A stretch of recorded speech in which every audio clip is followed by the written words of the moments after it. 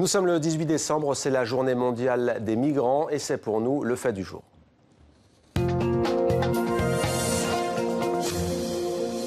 Et cette image pour commencer, 19 réfugiés soudanais et centrafricains sont arrivés en France en provenance du Tchad. Ils vivaient dans des camps des Nations Unies depuis plusieurs années pour certains d'entre eux. Le président Emmanuel Macron s'est engagé à accueillir 3000 réfugiés en provenance d'Afrique du Sud d'ici 2019. Avec nous en plateau, Xavier Emmanuelli, bonsoir. Bonsoir. Bienvenue et merci d'être avec nous dans 64 minutes en direct sur TV5 Monde. Vous êtes le fondateur du SAMU Social en France. Vous pratiquez actuellement en tant que médecin au SAMU Social International. Vous êtes l'auteur du livre « Accueillons les migrants », un appel vibrant dont on va parler. C'est aux éditions L'Archipel. Cette image, vous venez de la voir, Xavier Emmanuelli.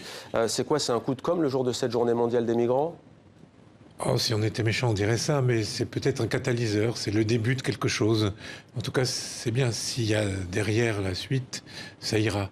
Parce qu'il y a encore, on peut dire, 2 millions de gens en attente en Libye, et non seulement au Tchad, mais au Niger, mais donc qui attendent d'être reçus en Europe. Alors Xavier Emmanuelli, on a vu ces terribles images de naufrages en Méditerranée depuis des années. Il y a eu aussi ces marchés aux esclaves en Libye. Aujourd'hui, on découvre depuis plusieurs semaines des migrants qui tentent de traverser les Alpes avec des températures glaciales, parfois moins 20 degrés, sous la neige. Certains ont perdu leurs chaussures. Que savez-vous de leur situation au juste? Tout ce que je sais, c'est qu'il y a des sauveteurs. Il y a des gens de bonne volonté, y compris des gendarmes retraités, ouais, qui vont à leur rencontre, des cordées, pour essayer de les sauver. Ce qui prouve que les Français sont généreux, solidaires. Contrairement à ce qu'on veut nous faire croire, les Français sont accueillants. Et malheureusement, c'est caché.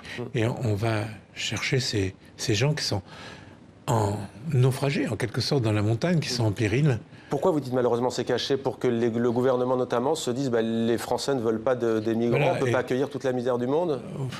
Et ça, c'était Rocard qui le disait. Mais il y avait une deuxième partie. Il disait aussi, mais la part qui nous revient, il faut bien la faire.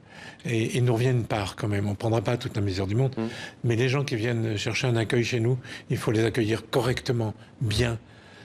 Pas pour rester dans des campements, mais pour examiner leur situation, pour les soigner, et puis après, pour demander l'asile, éventuellement les renvoyer chez eux s'ils ne ressortent pas de l'asile. La France est de plus en plus critiquée par les organisations non gouvernementales et les défenseurs des migrants, notamment avec ce projet de loi qui se dessine, qui s'appelle Asile, Immigration. Comment jugez-vous la politique du gouvernement d'Emmanuel Macron?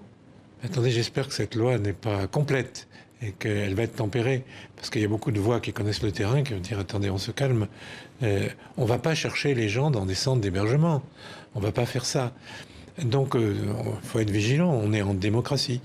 Mais vous savez, le vent souffle sur l'Europe qui ne fait pas son boulot d'ailleurs, l'Europe qui renvoie d'un pays à l'autre, l'Europe de l'Est qui en prend pas du tout. L'Europe est criminogène, parce que l'Europe, avec les frontières étanches, laisse un libre cours aux passeurs. Vous avez vu les marchés aux esclaves, mais ils font bien d'autres choses encore. Donc, on n'a pas de politique européenne. Donc, on improvise, c'est brouillon, c'est n'importe quoi. Ce soir, 800 personnes, dont des enfants, vont encore dormir dans les rues de Paris. C'est scandaleux, c'est scandaleux. C'est impossible que des gens, en plein hiver, dorment dans la rue. Non, il faut se battre. Il faut se battre pour dire, attendez, vous faites fausse route, il faut les aider, les gens. Les accueillir correctement, les soigner, examiner chaque situation, les demandeurs d'asile, et puis avoir des politiques de retour au pays, mais avec un développement, leur développement. Votre livre « Accueillons les migrants, ouvrons nos portes, ouvrons nos cœurs » fait penser à l'appel de l'abbé Pierre en février 1954. Pourquoi vous décidez de... Oui, ça n'est pas une coïncidence. Vous vous inspirez de l'appel de l'abbé Pierre. Mais je ne suis pas l'abbé Pierre, malheureusement. Mais lui est un grand homme et un homme d'église.